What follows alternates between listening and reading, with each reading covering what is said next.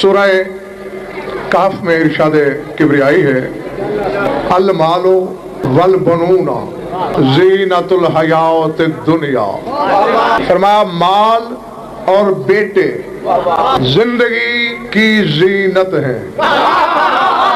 المال والاولاد نہیں، والبنون بیٹے، اللہ کہہ رہا ہے مال اور بیٹے زینت الحیات الدنیا، حیات دنیا میں زینت ہے ہر باپ کے لیے۔ اللہ کہتا ہے بیٹا باپ کی زینت ہے، قرآن کہتا ہے بیٹا زینت ہے، بیٹا زینت ہے۔ قرآن نے بیٹی کو کہیں زینت نہیں کہا۔ آج تک فطرت سرگشتہ اور حیران ہے کہ علی کے بیٹے بھی حسن و حسین جیسے، اور زینت بیٹی ہے، عام بیٹے بھی نہیں، بیٹے بھی وہ جو مزاج کبریائی کا دوسرا عکس۔ تو سوچنے والی بات ہے، عام بیٹے ہوتے تو چلو کوئی بات نہیں تھی، بیٹے وہ مشیت الہی جن کا بدن، رضائے الہی جن کا کھلونا، اور پھر باپ بھی عام نہیں۔ جس دل کی بستی میں علی بستا ہے، اس کے لیے جملہ کہنے لگا ہوں، وگرنہ کوئی باپ وہ ہے جس کو رسول کہہ رہے ہیں زہر بھائی کہ یا علی انت زین الرحمان، اے علی تو رحمان کی زینت ہے،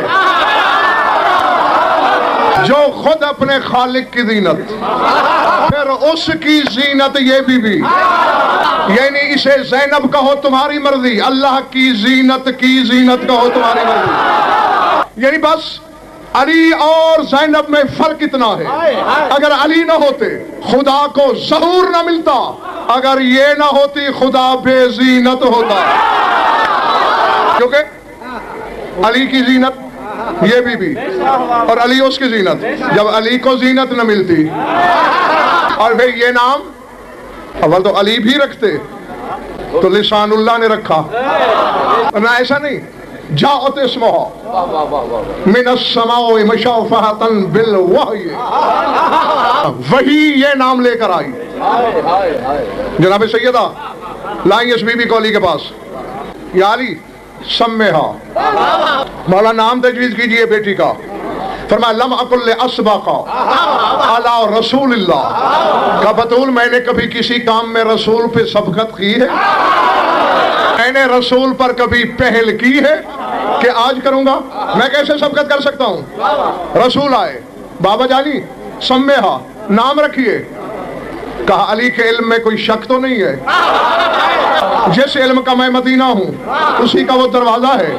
علی نے کیوں نہیں رکھا؟ بابا میں تو لے کے گئی تھی، کہہ رہے تھے میں رسول پہ سبقت نہیں کر سکتا، مسکرا کے فرمایا لم اقل لاسبق علی ربی، پھر میں اپنے رب پہ سبقت کیسے کر سکتا ہوں؟ 55 خطاب ایسے ہیں بی بی کے جو بابا کی زبانی عطا ہوئے ہیں، اور 2 خطاب ایسے ہیں لاہور والوں، میں نے علم کے پہاڑوں کو ان خطابوں کے سامنے لرزہ بر اندام دیکھا۔ ایک ہے شریکت الحسین اور ایک ہے عدیلت الحسین۔ نہیں، جو بھائی حیران نگاہوں سے مجھے دیکھ رہے ہیں وہ اس لیے دیکھ رہے ہیں کہ انہیں عدیلت الحسین کے معنی کا علم نہیں۔ بتاؤں معنی کیا ہے؟ کروں اس کا ترجمہ، ظرف عقیدت کو سنبھالنا۔ عدیلت الحسین، حسین کے برابر تلنے والی۔ شریک، جعفر بیٹے سمجھتے ہو شریک؟ اللہ نے اپنا شریک نہیں بنایا۔ کیوں نہیں بنایا؟ اگر اللہ کا شریک ہوتا تو وہ بھی اللہ ہوتا۔ بھئی اگر کوئی اللہ کا شریک ہوتا تو خدا ہی ہوتا نا، ذات میں، صفت میں، افعال میں، عبادت میں اس کا حصہ دار ہوتا۔ ایک سجدہ اسے کیا جاتا ایک شریک کو، اس لیے اس نے نہیں بنایا کہ دوسرا خدا ہو سکتا نہیں تھا، وہ دیکھنا چاہتا نہیں تھا۔ نماز پڑھتے ہو، زیارت بھی پڑھتے ہو، اپنے امام زمانہ کو کیا کہتے ہو؟ السلام علیکہ یا شریک القرآن۔ نہیں، آج علی کی بیٹی کے حرم کے سامنے عہد کر کے جاؤ، یا آج کے بعد زیارت چھوڑ دو، ورنہ پھر سوچ کے پڑھا کرو ہم کہہ کیا رہے ہیں۔ تم اسے قرآن کا شریک مان رہے ہو، یعنی ذات میں، صفت میں، فعل میں، حقیقت میں، طہارت میں اسے دوسرا قرآن کہہ رہے ہو۔ قرآن اگر نازل ہوا ہے تو پھر وہ بھی پیدا نہیں ہوا۔ قرآن اللہ نہیں ہے لیکن مخلوق میں سے کسی جیسا نہیں ہے۔ یعنی جو صفتیں قرآن میں، جو حقیقت قرآن کی، جو آنے کا طریقہ قرآن کا، وہی میرے امام کا، اور اس بی بی کا لقب ہے شریکت الحسین۔ تو پھر ماننا پڑے گا نا، جو صفت حسین کی وہ صفت اس بی بی کی، جو حقیقت حسین کی وہی اس کی، جو آنے کا دنیا میں طریقہ حسین کا وہ اس کا۔ معافی کہنا علمی وظیفہ ہے۔ یہ جو ہم ان کو شریک القرآن کہتے ہیں وہ ان کے ظاہر کو کہتے ہیں، باطن کو نہیں۔ ہم جو ان کو کہتے ہیں شریک القرآن تو وہ ان کا ظاہر ہے۔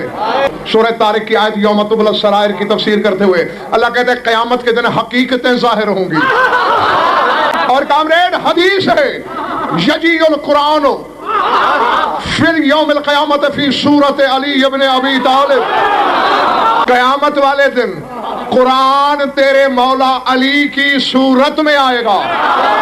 صورت ظاہر ہوتی ہے، یعنی قرآن جب قیامت کے دن ترقی کرے گا تو علی کا ظاہر بنے گا، اللہ جانے علی کا باطن کیا ہے۔ جب عوارض کو چھوڑ دے گا، پیکر سے عاری ہو جائے گا، جب مشاہدات سے مجرد ہو جائے گا، تب علی کا ظاہر بنے گا۔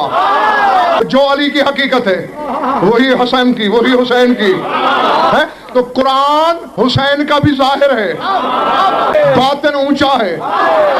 یہ بی بی شریکت الحسین ہے۔ حسین آج بغیر نقلی ایک مسئلہ سمجھ میں آ گیا۔ علم کے فریرے میں ہاتھ ہے میرا، اپنی طرف سے کہوں تو عباس کی جلالت مجھے یہی غرق کر دے، ورنہ جس کے دل پر شک کا سایہ لہرائے وہ اپنی تفتیش خود کرے۔ ان الحسین علیہ السلام کان یقرأ القرآن یوما فجاءت زینب الکبریٰ فوضع القرآن علی الارض وقام لها اجلالا۔ اکبر کا بابا قرآن پڑھ رہا ہے، اچانک سامنے شام والی آ گئی، فوضع القرآن علی الارض وقام لها اجلالا۔ حسین نے قرآن زمین پہ رکھ دیا، بہن کی تعظیم کے لیے کھڑے ہو گئے۔ قرآن کو رکھ دینا، بی بی کے لیے کھڑے ہو جانا۔ حسین نے زمانے کے جاہلوں کو بتا دیا ہے قرآن دوسرے نمبر پہ ہے، یہ پہلے نمبر پہ ہے۔ حسین نے حقیقت زینبیہ بتائی، بی بی نے حقیقت حسینیہ بتائی۔ اگر میرے سامعین تھک نہیں گئے تو بتاؤں؟ دن ہے یا رات ہے؟ دن ہے، اندھیرا تو نہیں ہے نا؟ روشنی میں پڑھ رہا ہوں، حجرہ تو نہیں ہے نا؟ میدان ممبر ہے، کسی کے کان پہ منہ رکھ کے سرگوشی تو نہیں کر رہا ہوں نا؟ سپیکر پہ ہوں۔ انشاء املاک کے رات عبارت ترجمہ حوالہ، 6 چیزوں کا غزل فرض ضامن، اس بی بی کے دربار دربار سے لے کر اللہ کی عدالت تک توفیق خود مانگنا۔ ظاہر بھائی بی بی نے بھی درس دیا ہے ایک حسینیت کا۔ اذا قومت ان تشتغل الى الصلاة فقونت تبدأ بالنظر الى وجه اخی الحسین ثم تبدأ بالصلاة۔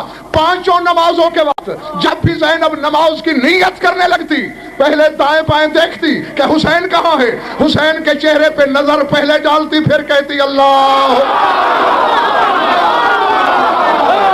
کیوں کرتی ہے ہر وقت ایسا علی کی بیٹی؟ اور ذہن میں رہے ہم اس بی بی کی عزت اس لیے نہیں کرتے کہ علی کی بیٹی ہے۔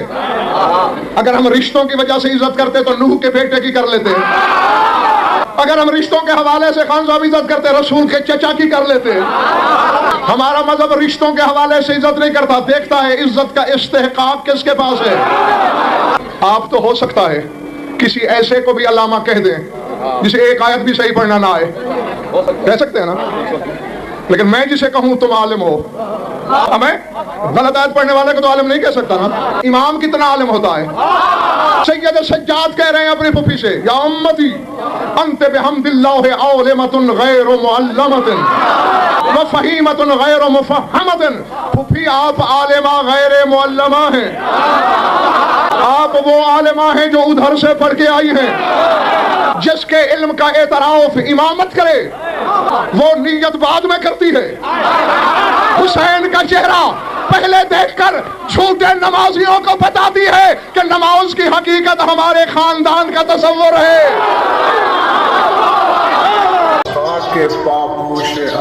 چاٹ غضنفر ہو جائے ورنہ رہ جائے گی بس مجمع پرانی میرا